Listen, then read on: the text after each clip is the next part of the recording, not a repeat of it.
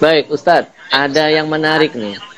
Ada yang bertanya tentang statement salah seorang ustadz yang menyebutkan katanya kaidah umum nasab keturunan itu dari pihak laki-laki atau ayah, bukan dari wanita atau ibu. 3 putra Nabi Shallallahu Alaihi Wasallam, Qasim, Abdullah, dan Ibrahim diwafatkan Allah ketika balita. Jadi sudah tidak ada lagi keturunan Nabi Shallallahu Alaihi Wasallam. Yang ada sekarang adalah keturunan Hasan dan Husain cucu Nabi, yang nasabnya ke Ali bin Abi Thalib, bukan kepada Rasulullah. Ini statement yang diungkap oleh salah seorang ustadz. Gimana menurut antum? Ustadz _UK_ Sumeru. Jadi itu berarti ya itu diragukan keustatannya. Berarti belum ustadz. Kalau statement begitu berarti belum makomnya ustadz. Mengapa? Memang ya untuk urusan nasab itu melalui laki-laki. Tetapi untuk nasab kepada Rasulullah yang mengatur Rasulullah, dan Rasulullah bilang bahwa keturunan beliau melalui Ali. Ya sudah, selesai. Itu Rasulullah yang mengatur. Kita mau apa? Karenanya ini sebenarnya nggak perlu ditanyakan seperti ini, nggak perlu. Kalau ada orang ngaku ustadz terus dia pemintar seperti itu, berarti belum makomnya ustadz. Jadi mungkin masih perlu belajar atau mungkin ustadz instan ya, ustadz instan belum belum banyak belajar kitab-kitab tafsir, kitab-kitab hadis, karena memang ya di dalam kitab-kitab hadis ya diterangkan dalam kitab tafsir ya, ketika menafsirkan surah Al-Ahzab itu juga ada keterangan seperti itu. Di kitab-kitab sirah, di kitab-kitab hadis juga ada keterangan seperti itu. Jadi keturunan Hasan dan Husain, Sayyidina Hasan dan Sayyidina Husain ke bawah itu termasuk Ahlul Bait. Dan memang Ahlul Bait Rasulullah yang melalui Sayyidina Ali, memang. Itu Rasulullah yang mengatur. Jadi ini sudah selesai sebenarnya. Berarti mungkin juga karena ada kedengkian dalam hatinya atau kehasutan. Bisa nggak orang yang begini termasuk kategori yang menganggap bahwa Nabi itu abtar, nggak ada keturunan? Kalau yang dimaksud abtar itu kita nggak tahu ya, mungkin dia ini. Jadi begini, dalam sejarah peradaban Islam itu ada kelompok yang namanya Nasyibi. Kelompok Nasyibi ini kelompok yang benci Ahlul Bait. Jadi kelompok yang benci Ahlul Bait itu disebut dengan Nasyibi. Mungkin orang ini terpengaruh golongan Nasyibi. Ada kelompok yang berpaham Nasyibi, buat tulisan atau statement lalu dia terpengaruh dan belum belajar. Dan saya kira dia kalau seperti ini dia gak tahu. Saya rasa dia belum tahu penafsiran inna syari'aka huwal abtar. Saya kira belum tahu.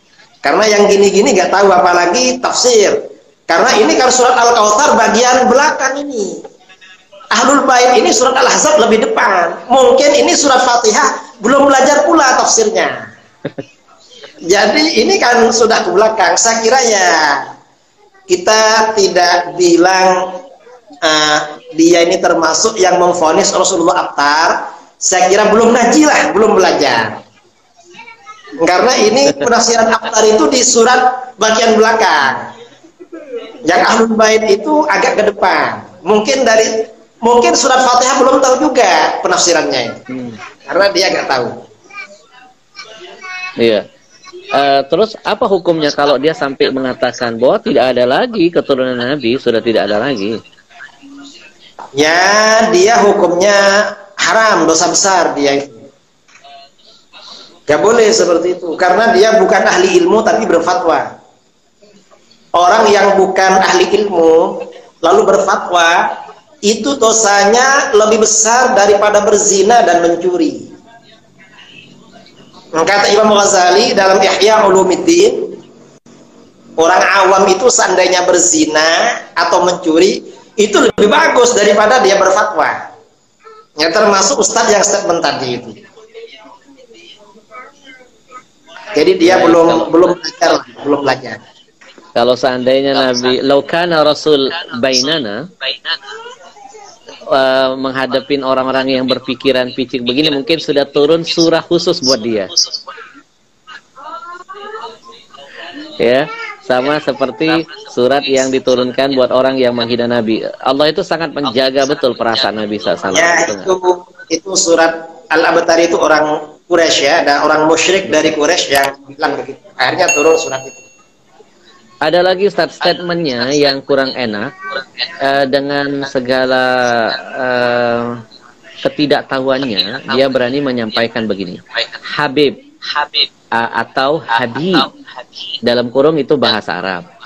Artinya orang yang dicintai Allah Subhanahu wa taala dan banyak manusia. Habib itu tunggal. Habaib itu jamak katanya. Bukan berarti keturunan Nabi SAW. Statementnya jelas sekali itu. Ya, ini gak ngerti Habib. Jadi memang apa namanya? Seperti disebutkan oleh Sayyid Muhammad Murtada Az-Zabidi dalam Tajul Arus min Jawahiril Qamus, istilah Habib ini awal mula kan digunakan untuk keturunannya Sayyid Abdullah Al-Idrus. Jadi golongan Ahlul Bait dari Hadarimah, dari Hadramut. Jadi anak cucu beliau kemudian dipanggil Habib. Habib itu ya Ahlul Bait dari keturunan beliau. Memang di daerah-daerah lain itu tidak dipakai. Kalau di daerah Maroko di Mesir, keturunan Sayyidina Hasan dipanggil Syarif. Kalau dari jalur Sayyidina Husain dipanggil Sayyid. Itu dalam kitab-kitab. Nah, sejak kira-kira abad ke-10 Hijriah di Yaman, untuk keturunan Sayyid Al-Idrus itu dipanggil Habib. Dan ini istilah. Dan istilah Habib itu artinya dicintai. Mengapa dicintai?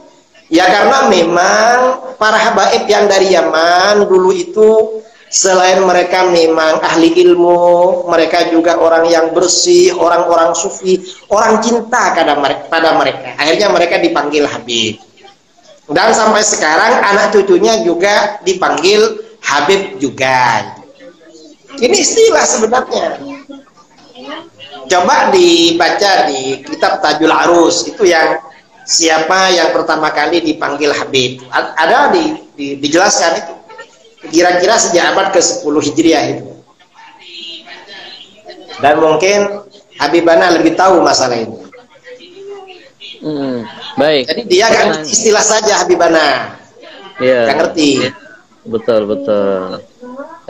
Jadi istilah itu jangan dikarang, tapi dipelajari itu bagaimana ceritanya gitu. Iya, artinya harus komprehensif, tidak hanya berani menyampaikan istilah satu arah, tapi tidak menjelaskan seperti tadi, kan berbeda. Malaysia Sayyid, Malaysia itu terkenal as-Sayyid. Kalau ya, ada Khan, ada di negara mana itu dipanggil Khan ya?